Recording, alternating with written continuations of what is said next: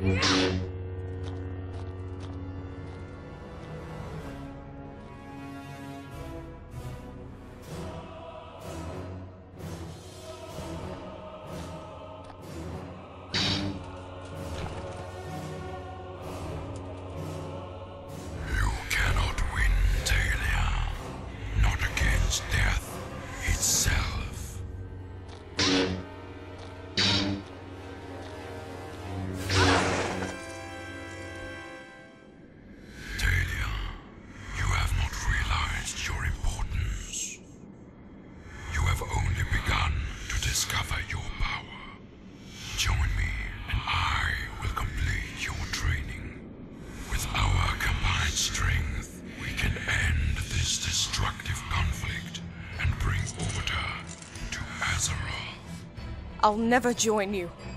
If you only knew the truth, the helm of domination has shown me. Anduin never told you what happened to your father. He told me enough. He told me you killed him. No, I am your father. That's not true. That's impossible. Search your feelings. You know them to be true. No.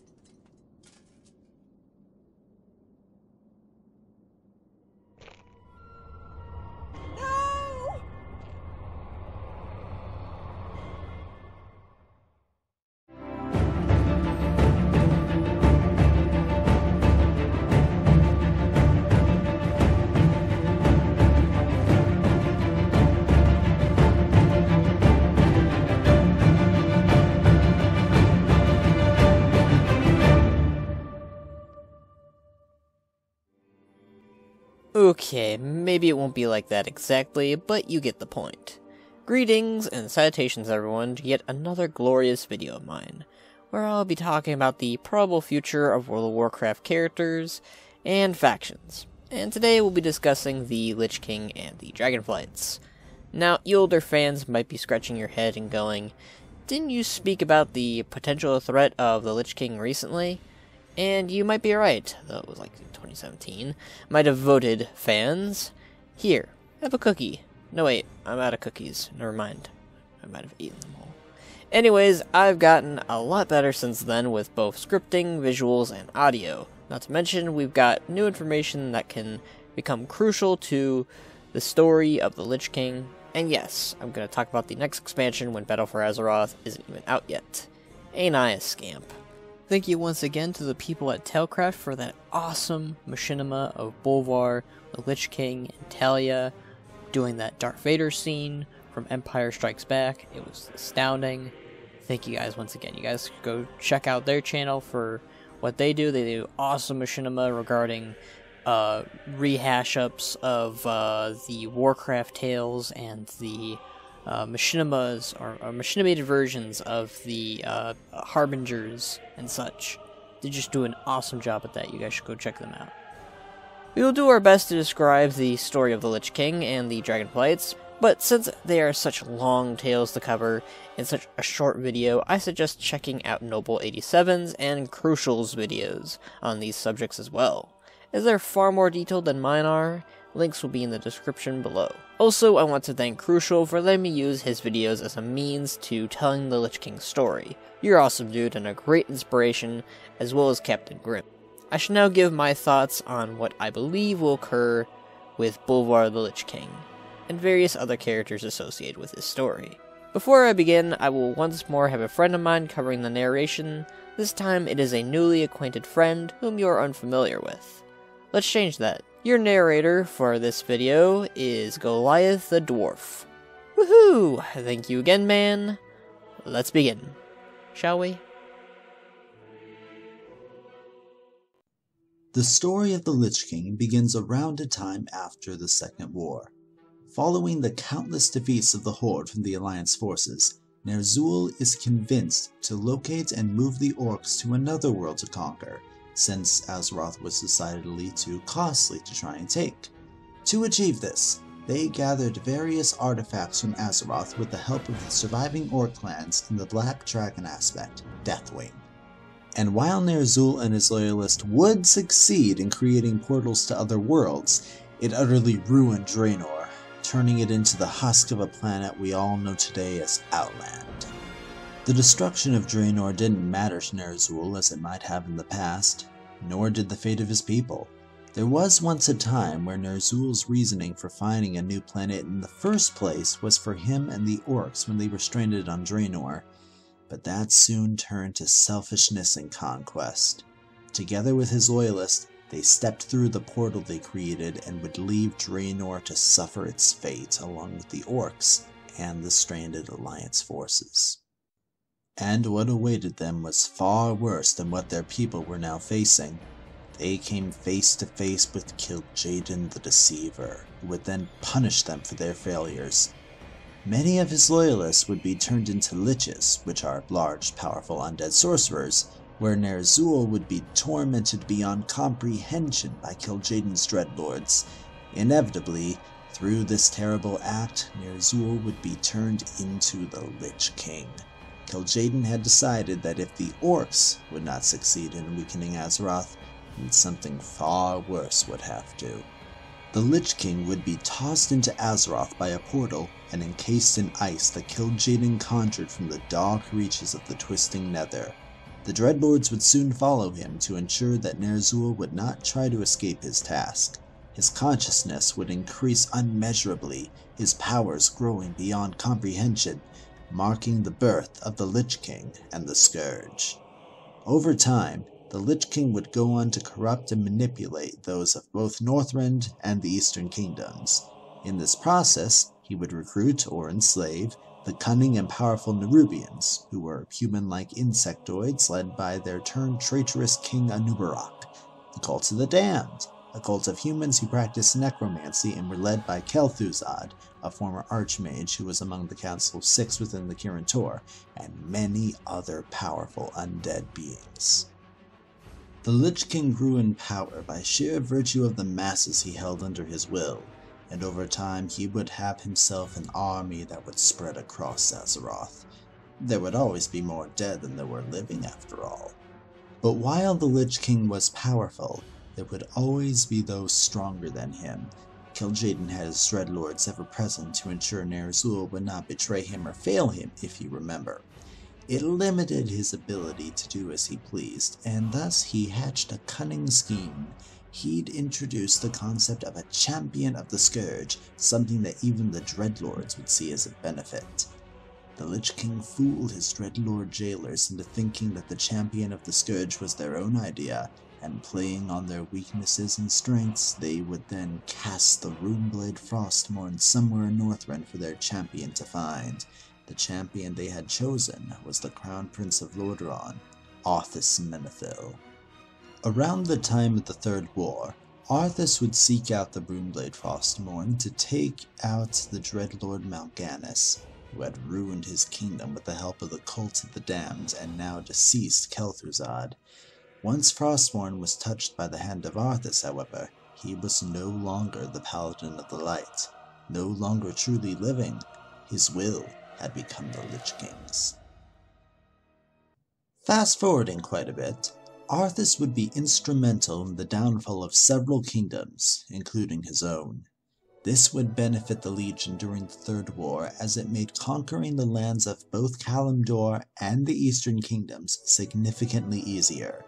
Unbeknownst to the Legion, just as the Lich King had aided them greatly in their war against the living, so too would the Scourge be their downfall in this war. Archimonde the Defiler, who had been summoned by the newly raised Archlich Kel'Thuzad, would be defeated by the united forces of the Horde, Alliance, and the Night Elves, sending the Eredar Lord back to the Twisting Nether and putting the plans of the Legion on hold. Illidan, who had been manipulated by Arthas to collect and absorb the Skull of Gul'dan, was one of the few people who'd been extremely instrumental in the defeat of the Legion countless times. But Illidan would not stop at the defeat of the Dreadlord Icondrius, nor Archimonde. He would not settle till the whole of the Legion was defeated. Kil'jaeden would visit Illidan and would offer the Demon Hunter yet another chance to join the ranks of the Burning Legion. Illidan, planning to weaken the Legion however he might be able to, and seeing the opportunity in this task, would accept. His task would be to destroy the Lich King, whom Kil'jaeden now knew had betrayed him. Illidan gathered a number of forces from both Azeroth and Outland to put an end to the Scourge, although Illidan's true intentions were to put an end to the Legion. Despite the numbers they had gathered, they would not be able to topple the Scourge, nor the Lich King, and in one final desperate effort, Illidan faced Arthas to try and put an end to the Lich King with his own hands.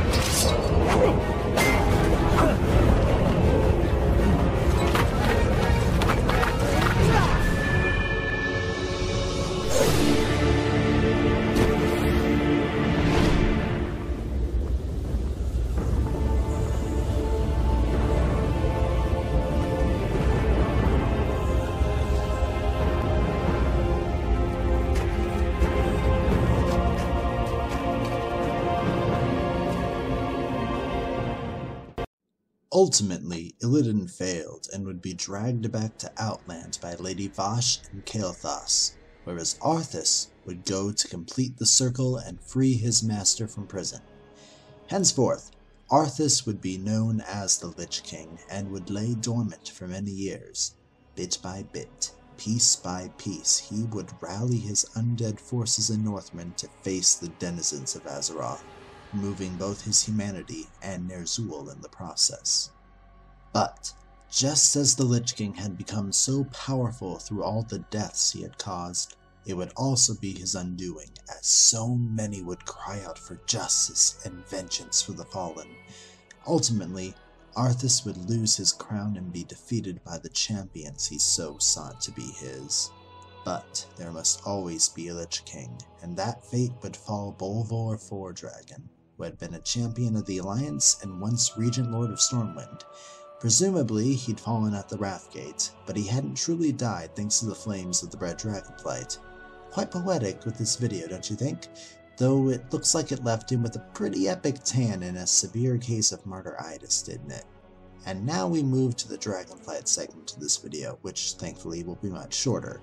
I still highly recommend Novel 87's videos as well if you want more detailed descriptions of these characters and events.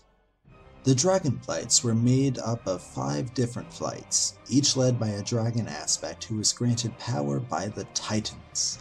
There was the Red Dragonflight, who were guardians of life and led by Alexstrasza the Lifeminder. The Blue Dragonflight, who were keepers of magic and led by Malygos the Spellweaver. The Bronze Dragonflight, watchers of time led by Norznamu the Timeless One. The Green Dragonflight, lethargic protectors of nature led by Ysera the Dreamweaver. And lastly, the Black Dragonflight, defenders of the earth, led by Neltharion the Earthwarder, who later came to be known as Deathwing. At one time, they were but primitive proto-dragons that would later become the majestic beings that you know them as today after being blessed by the Titan Keepers to help safeguard the world of Azeroth. However, due to their deep connection to the earth, the Black Dragonflight would soon become tools for the old gods imprisoned beneath Azeroth. Malygos would go insane due to the treacherous acts of Deathwing. He began the Nexus War, where we sought to reclaim all magic on Azeroth, finding that none were worthy of its use besides the Blue Flight, and that mortals were their own worst foes when they had access to it.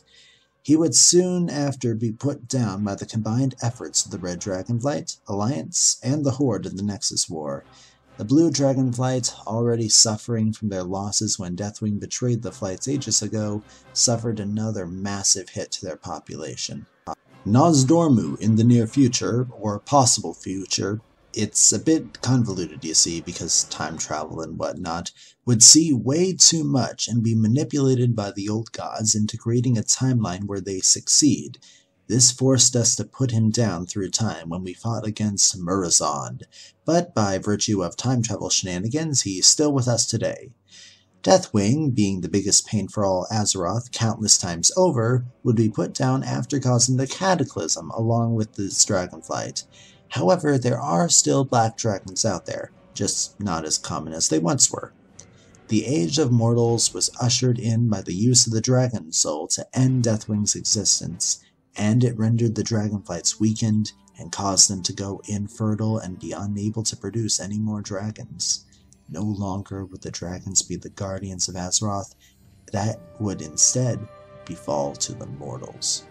In Legion, Ysera and her green dragonflight would fall to the corruption of the Emerald Nightmare created by the old gods and Xavius. In the end, Ysera would be put down Old Yeller style by the players in Tyrande, and would be freed thanks to the aid of Elune. She and her flight, however, would manage to live on in the Emerald Dream. Currently, the only remaining aspects or legions of their flights at this time are Alexstrasza, Nosdormu, and Kalecgos.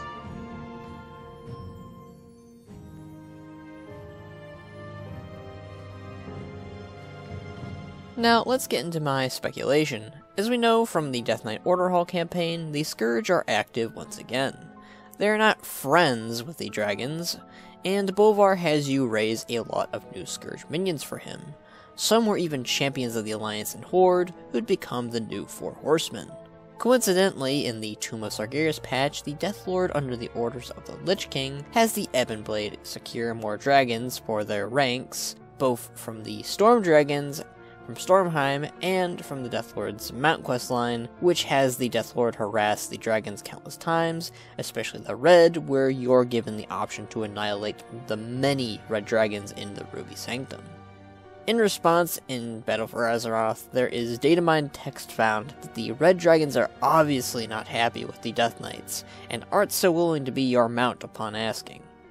So, tensions are very high between both the Scourge and the Dragonflights, which I can see that as a potential expansion or patch with a war happening between the two, especially given now that Bolvar's own daughter, Talia Fordragon, is brought up in Battle for Azeroth, and was revealed to have been raised in Gol Taras. Oh, and spoilers for anyone who hasn't read Before the Storm. You were warned already, but you know. But as it turns out, Kalia Menethel, sister of Arthas, had a husband and daughter in secret. Many draw the conclusions that Kalia's secret husband and daughter are actually Bolvar and Taelia. Heck, even the names sound similar. Kalia and Talia. So, this even furthers some very curious and interesting story arcs. That all being said, there's contradictions to that theory, and I will say it might not happen.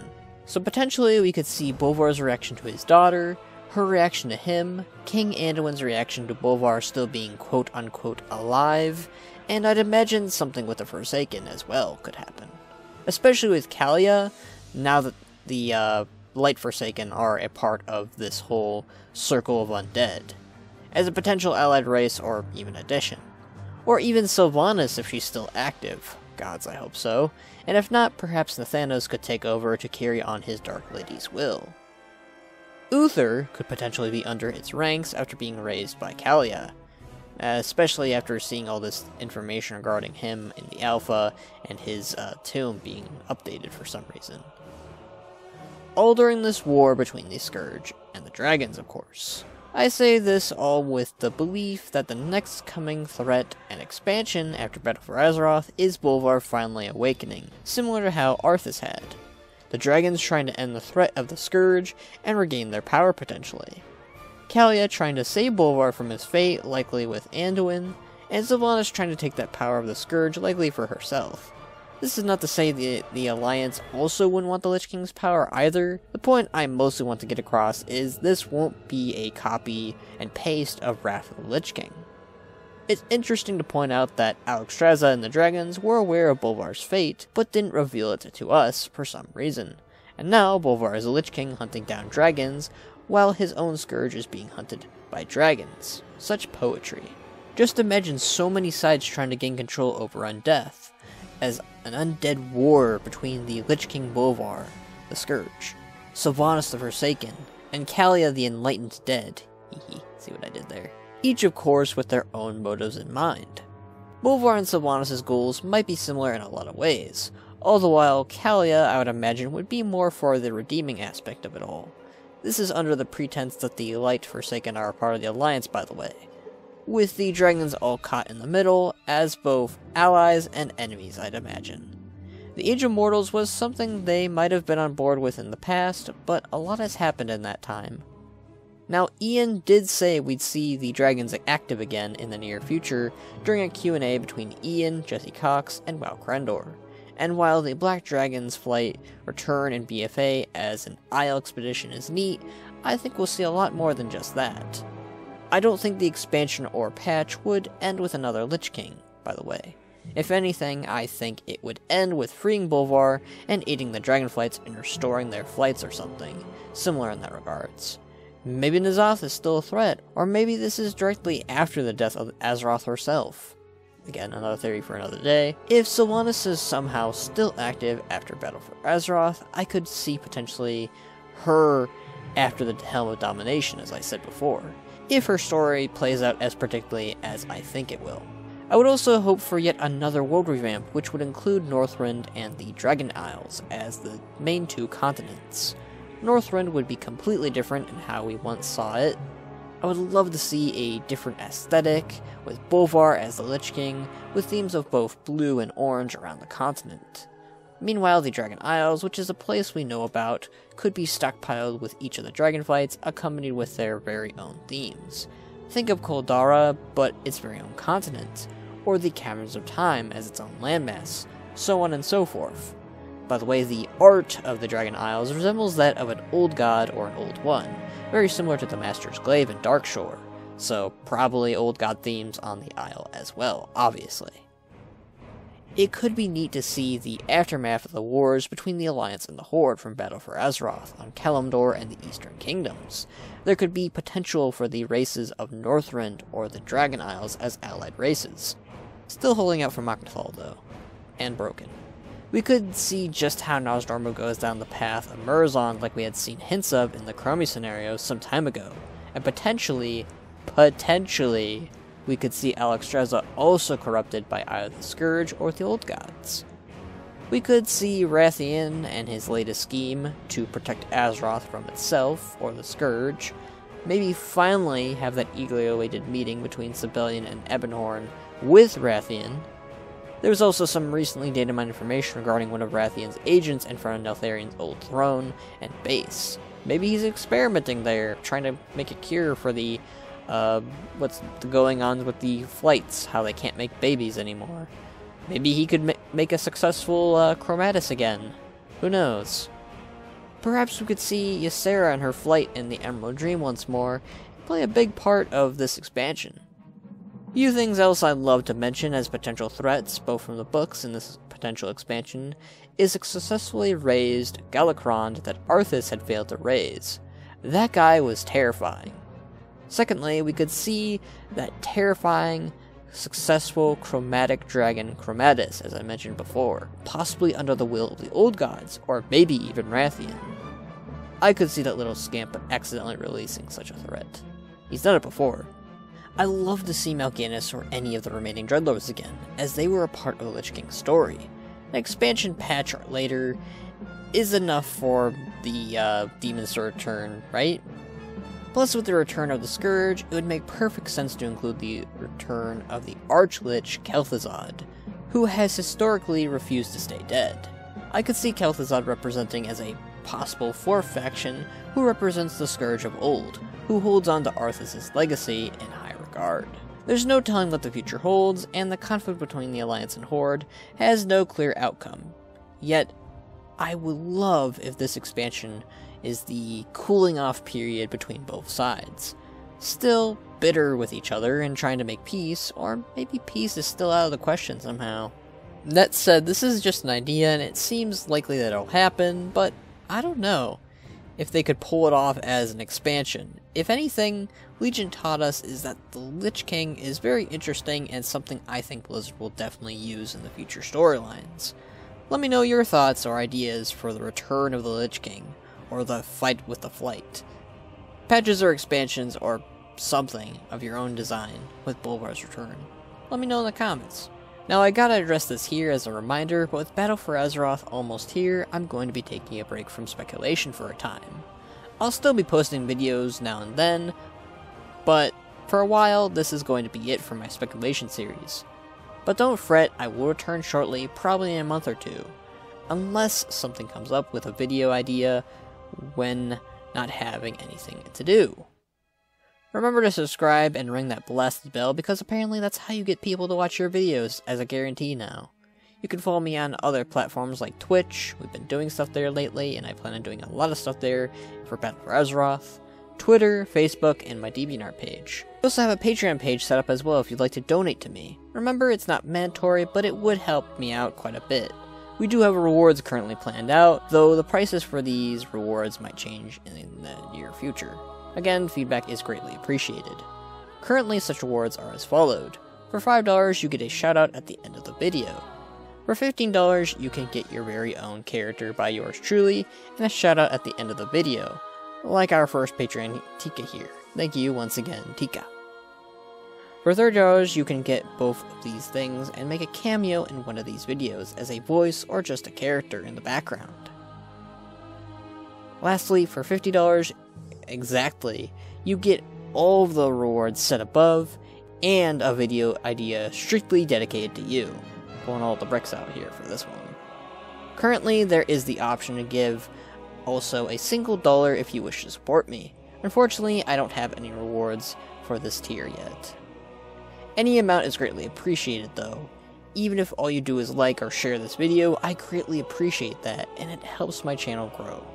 Thanks for watching, and remember guys, I'm Skull Shorties, and I'll see you all next time. Probably after Battle for Azeroth is out in a month or two. See ya!